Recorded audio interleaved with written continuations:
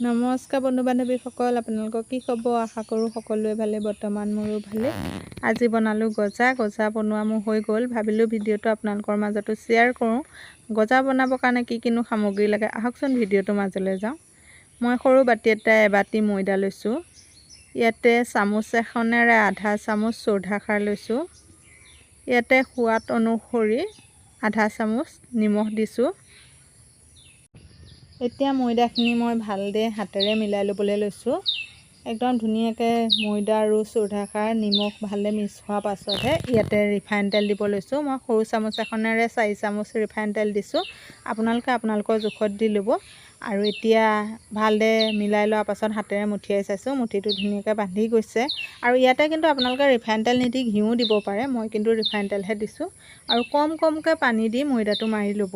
ময়দাটো মাৰোঁতে কিন্তু এটা কথা মন কৰিব, গোটেই পানীখিনি যদি একেবাৰতে দিবলৈ হয় তেতিয়া কিন্তু ময়দাটো পনীয়া হৈ যাব, তেতিয়া গজা কিন্তু নুঠিব। আৰু সেইটো কাৰণে কমকৈ পানী দি ময়দাটো মাৰিব। আৰু ময়দাটো মাৰোঁতে একদম টানকৈ মাৰিব লাগিব, তেতিয়াহে গজাৰ কাৰণে হ'ব। মোৰ ময়দাটো মাৰি লোৱা হৈ গ'ল। মই ইমানটো জোখতে ৰখাই থৈছোঁ। বেছি পেলেনকৈ মাৰিব নালাগে, অলপমান খহটা হৈ থাকোঁতেই ঢাকনখন মাৰি দিব, তেতিয়াহে গজাৰ কাৰণে ভাল হয়। আৰু এতিয়া লৈছোঁ চেনি চিৰাপটো বনাবৰ কাৰণে। মই চেনি সৰু কাপ এটাই 3 কাপ লৈছোঁ, পানী 2 কাপ লৈছোঁ। এয়া মই এতিয়া জুইকুৰা অকণমান কমাই চেনি চিৰাপখিনি বনাই ল'ব লাগিব। আপোনালোককো দেখাই আছোঁ, আপোনালোকেও চাই থাকক। আৰু এয়া দেখিছেনে, লাহে লাহে লৰাই থাকিব যাতে চেনিখিনি তলত লাগি নধৰে।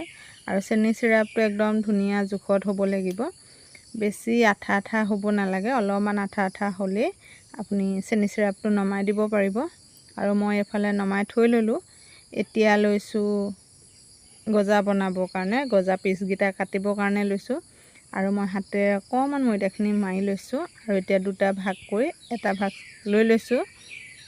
আৰু এতিয়া লাহেকৈ বেলামাৰিডাল লৈ আপুনি লাড়ুটোত লাহেকৈ অকণমান হেঁচা এটা দি বহলকৈ বেলি যাব। বেছি পাতলকৈ বেলিব নালাগে, অকণমান জাষ্ট বেলিব লাগে। আৰু এতিয়া চুৰিখনে পিচটো জোখত কাটি ল'ব।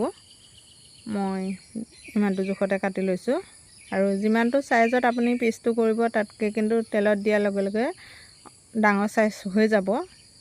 আৰু মই ইমানটো চাইজতে গোটেই পিচ কাটি লৈছোঁ। আপোনালোককো দেখাই গৈছোঁ। আপোনালোকে যদি চাই ভিডিঅ'টো ভাল পায়, লাইক কমেণ্ট শ্বেয়াৰ কৰিব, কাষতে থকা বেল আইকনটো দবাই দিব।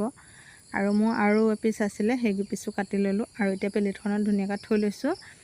এইফালে মই জুইকুৰা ধৰি ল'লোঁ। জুইকুৰা ধৰি মই কেৰাহীখনত ৰিফাইন তেল অলপ দি দিলোঁ। ৰিফাইন তেলখিনি নিজানকৈ গৰম হওঁতেনে গজা পিচকেইটা দি দিছোঁ। তেলটো বেছি গৰম হ'বলৈ দিব নালাগে। তেলটো যদি বেছি গৰম হৈ যায়, গজা পিচকেইটা ভালদৰে ভাজ নাখাব। বাহিৰটো ধুনীয়াকৈ ৰঙচুৱা হৈ আহিব, কিন্তু ভিতৰটো সিজিবলৈ বাকী থাকিব। আৰু এতিয়া মই জুইকুৰা কমাই লৈ গজা পিচকেইটা ভাজি লৈছোঁ। 2টা চাইড ৰঙা হোৱাকৈ ইলুটি সিলুটিকৈ লৰাই দি থাকিব।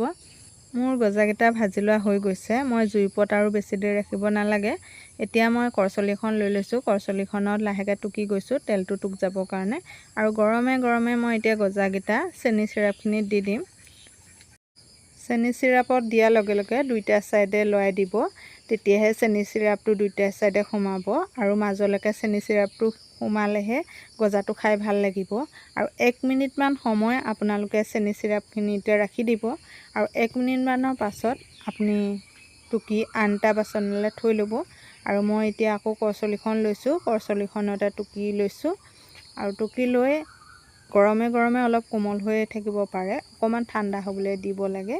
ঠাণ্ডা হোৱাৰ পাছত আপুনি বৈয়ামত ভৰাই থওঁ ক'লেও পাৰে। আৰু গৰমে খাওঁ বুলি ক'লেও পাৰে। আৰু আজিলৈ গজাৰ ভিডিঅ'টো ইমানেই আছিলে।